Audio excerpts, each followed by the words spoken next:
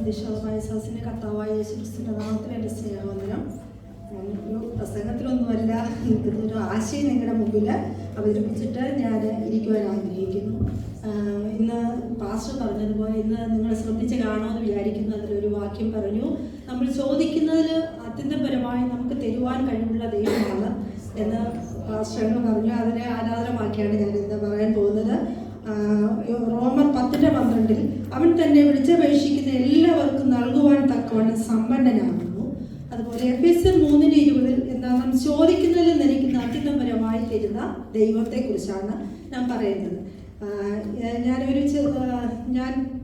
ഞങ്ങളെല്ലാം പഠിച്ച് ഞങ്ങളുടെ കാലഘട്ടം, ഇപ്പം ഇന്നുള്ള സ്കൂളിൻ്റെ കാലഘട്ടമല്ല, ഞങ്ങളെല്ലാം ചെറിയ ഗ്രാമങ്ങളിലാണ്. അവിടെ ചെറിയ വെൽഫെയർ സ്കൂൾ, WLPS, UPS സ്കൂളുകളൊക്കെ ഉണ്ട്. അന്നത്തെ കാലഘട്ടത്തിൽ ആ സ്കൂളിൻ്റെ അടുത്തതായിട്ട് ഒരു ചെറിയ കട കാണും.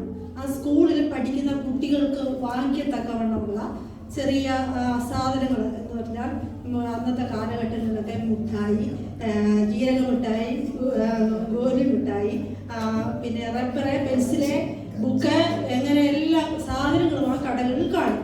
അങ്ങനെ വാങ്ങിക്കുവാനായിട്ട് ആ കുട്ടികൾ കടന്നു വരും. ആ കടയിലുള്ള ആള് അത് പിന്നെ വിൽക്കുവാനായിട്ട് ആ കടയിൽ വെച്ചിട്ടാണ്.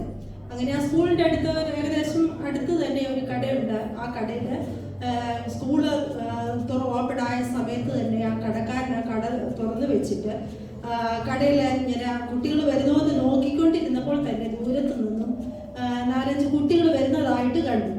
അപ്പോൾ പെട്ടെന്ന് തന്നെ ആ കടക്കാരൻ എന്തോ ചെയ്തു, ആ കടയിലുള്ള സാധനങ്ങളെല്ലാം തന്നെ വെളിയിൽ എടുത്തു വെക്കാനായിട്ട് തുടങ്ങി. അങ്ങനെ പെട്ടെന്ന് കുട്ടികൾ അടുത്ത് വരുന്നതിന് മുമ്പ് തന്നെ എടുത്തു വെക്കുന്നതിന് മുമ്പ് ആ കടക്കാരൻ്റെ കയ്യിൽ നിന്നും ആ ഒരു ഭരണി മുട്ടായി എന്തോ ചെയ്തു, അത് തറയിൽ വീണു, ചെതറി വീണു. അപ്പോഴത്തേക്കും കുട്ടികൾ അടുത്ത് വന്നു. അപ്പോൾ പുള്ളി എന്ത് ചെയ്യണമെന്നറിയാതെ ഇങ്ങനെ പകച്ചു നിൽക്കുമ്പോൾ ആ കടക്കാരൻ പറഞ്ഞു, നിങ്ങളൊരു കാര്യം ചെയ്യണം, ഈ മിഠായി നിങ്ങൾ 5 പേരും കൂടി എന്തോ ചെയ്യണം, ഇത് പറക്കി എനിക്ക് ആ ഭരണിക്കകത്ത് ഇട്ട് തരിക.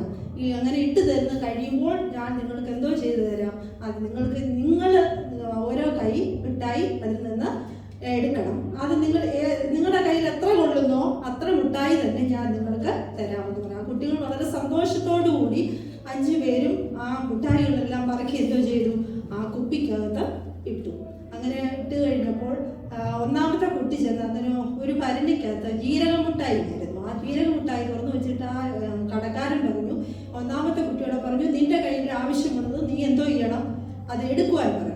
അപ്പോൾ അവന് സന്തോഷത്തോടെ അവൻ്റെ കയ്യിൽ കൊള്ളുന്നത് അവന് എടുത്തു. രണ്ടാമത്തെ കുട്ടിയും അതുപോലെ തന്നെ അവൻ്റെ കയ്യിൽ കൊള്ളുന്നതായ മിഠായി അവനും എടുത്തു. മൂന്നാമത്തെ കുട്ടിയും എടുത്തു. നാലാമത്തെ കുട്ടിയും അവൻ്റെ കയ്യിൽ കൊള്ളുന്ന മിഠായി എടുത്തു. അത് കഴിഞ്ഞ് 5ാമത്തെ കുട്ടിയോട് പറഞ്ഞപ്പോൾ അവന് രമ്മൻ്റെ ആയാലും എന്തോ ചെയ്യത്തില്ല, ആ മിഠായി എടുക്കത്തില്ല. അവൻ കുറേ നേരം തർക്കിച്ചു. ആ കടക്കാരൻ പറഞ്ഞു, നീ എടുക്കുക, നിന്റെ ആവശ്യത്തിന് എടുക്കുക. ഇല്ല, ഞാൻ എടുക്കുകയില്ല എന്ന് പറഞ്ഞവർ വാശി പിടിക്കുവാനായിട്ട് തുടങ്ങി.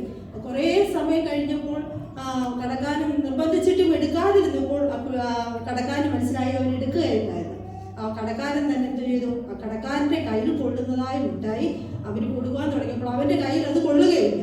അപ്പോൾ അവൻ്റെ ഉടുപ്പിൻ്റെ 2 കോണും കൂടെ ചേർത്ത് പിടിച്ചിട്ട് ആ മിഠായി എടുത്ത് അവനതിൽ ഇട്ട് കൊടുത്തു. അങ്ങനെ സന്തോഷത്തോടു കൂടി ആ കുട്ടികൾ 5 പേര് നടന്നുപോയി. കുറേ ദൂരം ചെന്നപ്പോഴത്തേക്കും ആ 4 കുട്ടികളുടെയും മിഠായി എന്തോ ചെയ്തു, അത് തീർന്നുപോയി. അപ്പോൾ 5ാമത്തെ കുട്ടി ഇങ്ങനെ തിന്നുകൊണ്ടെടുക്കുക. അന്നേരം അടുത്ത് നിൽക്കുന്ന 4 പേര്, നിന്റെ മിഠായി ഇതുവരെ തീർന്നില്ലല്ലോ.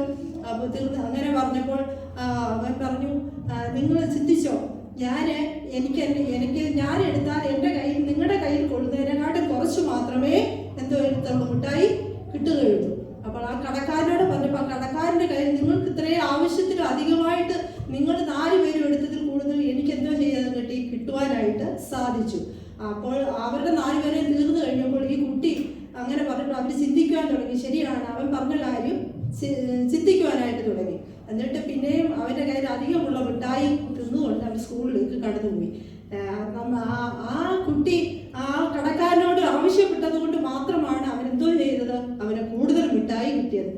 ഈ ആശയത്തിൽ നിന്നാണ് ഞാൻ പറഞ്ഞത്, നാം ചോദിക്കുന്നതിനും നനയ്ക്കുന്നതിനും അത്യന്തപരമായി തരുവാൻ കഴിവുള്ള നമ്മുടെ കർത്താവിനോട് നമ്മൾ ചോദിക്കുന്നുവോ അതാണ് നമ്മുടെ കർത്താവ് നമുക്ക് തരുവാൻ. യുവജനങ്ങളെ, നിങ്ങൾ നമ്മുടെ ആവശ്യങ്ങളൊക്കെ നമ്മുടെ കർത്താവിനോട് ചോദിക്കുമ്പോൾ, നമ്മൾ ചെറിയ കാര്യങ്ങളല്ല, നമ്മൾ വലിയ കാര്യങ്ങളൊക്കെ നമ്മൾ ചോദിക്കണം, അതിനുപരി ദൈവത്തോട് ചോദിക്കണം എന്നുള്ള ആശയത്തോടു കൂടി ഞാൻ എൻ്റെ വാക്ക്